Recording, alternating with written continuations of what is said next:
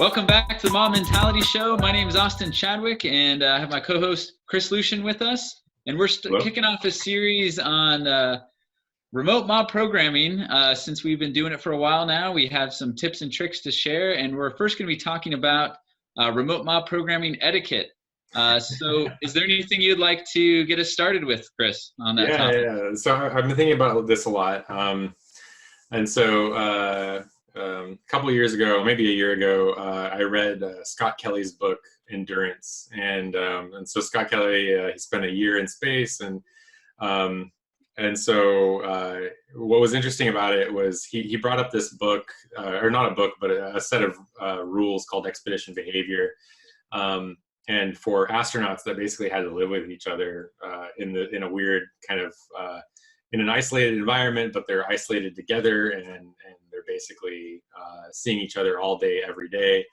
And so I drew some analogies in my mind. And so, and then I also saw, I think, Martin Fowler's blog on things related to etiquette and remoting.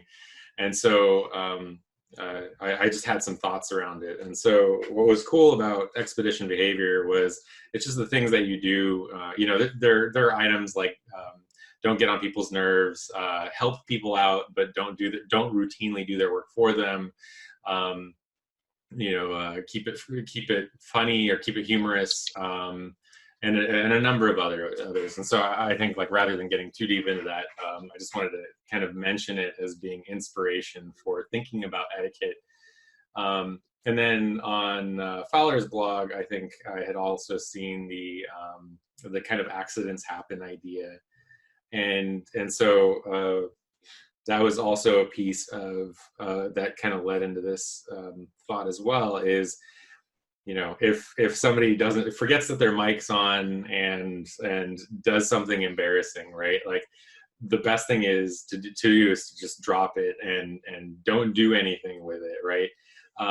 And so it's very easy to kind of damage your relationships with people. And just because you're remote now, just speaking in the kind of context of the outbreak and everything along those lines of randomly being forced to go remote, a lot of us are going to be kind of in situations where some people are much more in tune with online etiquette. I think everybody that's routinely does video games online, they tend to be a little bit more prepared for some of this than other people.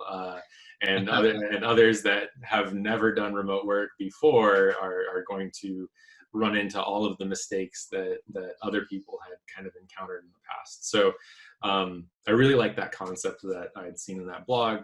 And then kindness, consideration, and respect was another one. And then I've also developed kind of a philosophy of, like, though we're remote, the things that you were doing before, find a way to keep them even though you're remote.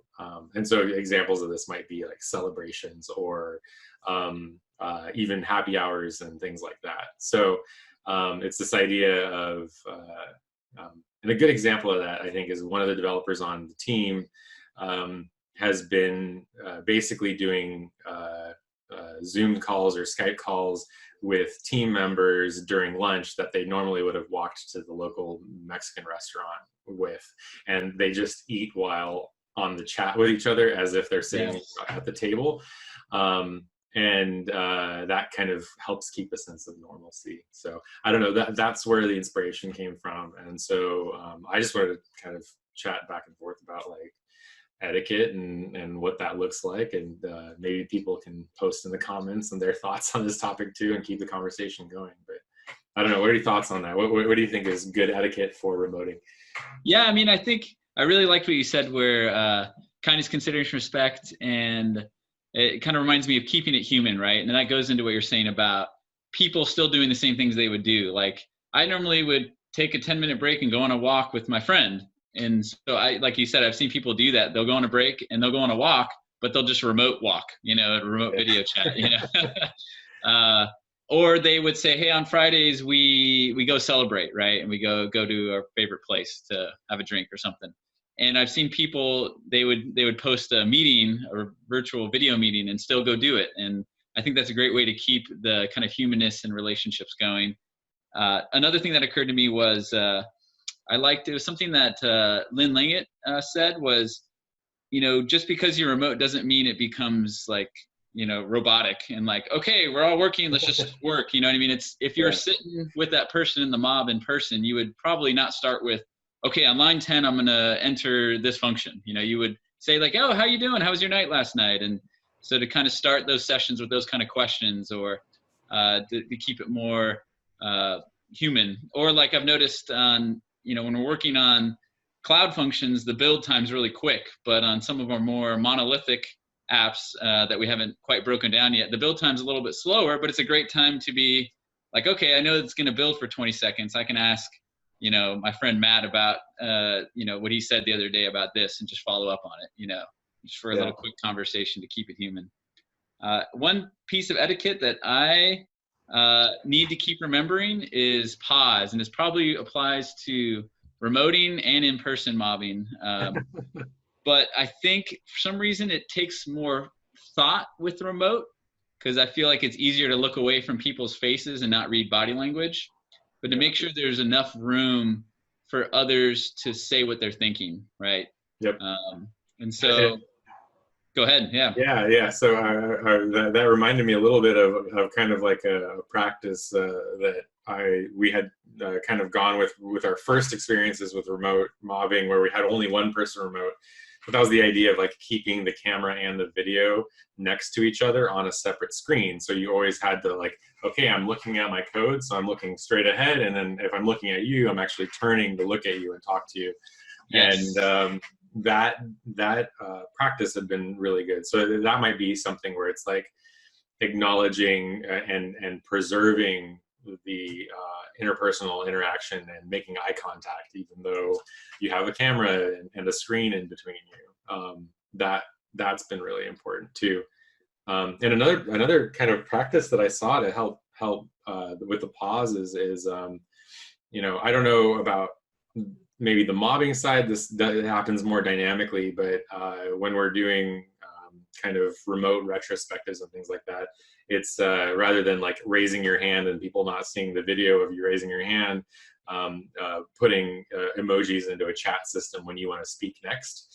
And so then a facilitator can kind of run through the different emojis. And I've seen it actually slow a meeting down to the point where everybody's kind of getting all of their ideas in and not interrupting each other as much, which has been another weird side effect of all of this. Yeah, I definitely agree with that. I don't know where we picked that up from, but I've seen it work in all different kinds of crowds, whether it's technical, business, or whatever. That's really caught on. People think it's fun to put the emoji in there, and then everyone gets a turn to say what they want to say. And I really thought that was great. There was one other thing I wanted to add.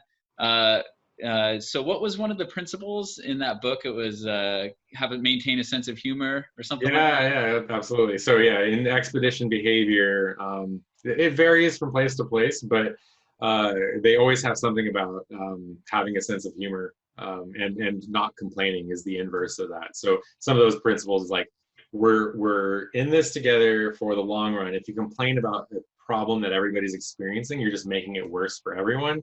And similarly, in an expedition, you need to keep it lighthearted and funny, right? Yeah, and so while you don't want to be annoying with this, my wife discovered a tool called Snap Camera, and it's definitely added to quite a bit of fun while mobbing or product owner stand-ups or meetings. And so I'll actually demonstrate it right now. So for example, if I'm mobbing and driving, I can put on a camera filter that makes me wear the driving helmet, right? Nice. Yeah. And if I'm mobbing and I'm navigating, I think, or I'm just mobbing, I can wear the mobber hat. Nice. Yeah, mobster hat. I like it. Yes. And if we're roaming voting, I can put on the Roman hat and, the thumbs up or thumbs down. Up, thumbs down. The puns are endless. Yes.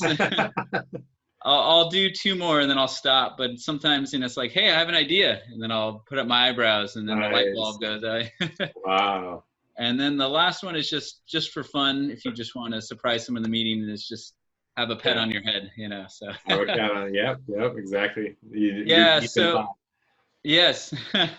So while it can get silly and you don't want to be annoying with it, I've seen it be really fun, especially in a mob where you know your mobbers well.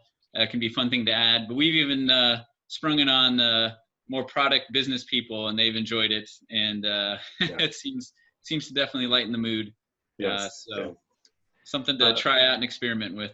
Yeah. I think just kind of like on the topic of expedition behavior, right? It especially when everybody's experiencing something new together, and like in the case of an expedition, and it's nice to have the human interaction. You are also a little bit more confined with each other too, right? And so if you're mobbing all day in person, there are more interruptions. You can walk away. If you get frustrated with somebody, you have kind of like a release valve a little bit. When you're remote, I feel like there's a lot of time where everybody's on camera and interacting with each other for a long period of time.